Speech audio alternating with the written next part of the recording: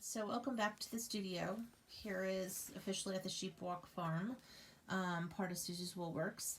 I am working on my Suffolk Christmas, and the reason why I'm showing you this is because I have ripped it apart and put it back together again and ripped it apart because as I continue forward and I try to figure out what fits and what doesn't, I can already tell you I need to rip that piece out and I need to just make it all brown so that it's more consistent with the line coming down. But that is the beauty of having way too much quarantine time. And this video won't be relevant in 20 years when people will think, quarantine time, what is she talking about?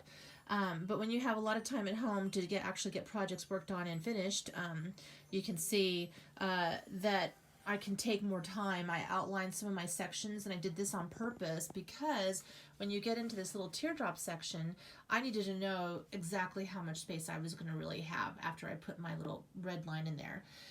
As I'm working on the tree, I'm doing it in sections because I'm going to go back and I'm going to tackle my ornament next so that it doesn't get stuck underneath like this one did where I have to go and find it.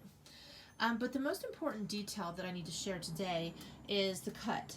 So let's see if I can get close up. It's hard to tell the difference between the middle and the right.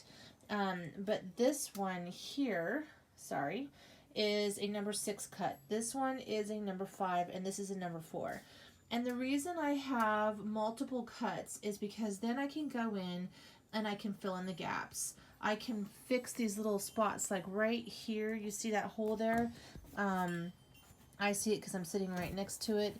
I can go back in with a smaller cut and fill in that, and it'll be as if it never existed. It serves its purpose. So when I want to make texture and I want things to pop, like for instance, I had a small gap in between this section right here where I'm running my finger. I actually pushed it forward and I used a size 4 cut in order to fill in that little bit of a gap. And when all is said and done, you pressed it, steam pressed it, and you start using it, almost everything you see is going to relax and it's going to fall into the place where it needs to be. It's the same with knitting. You know, you're going to have a slightly uneven gauge throughout until you block it. You're not going to have exactly what you want.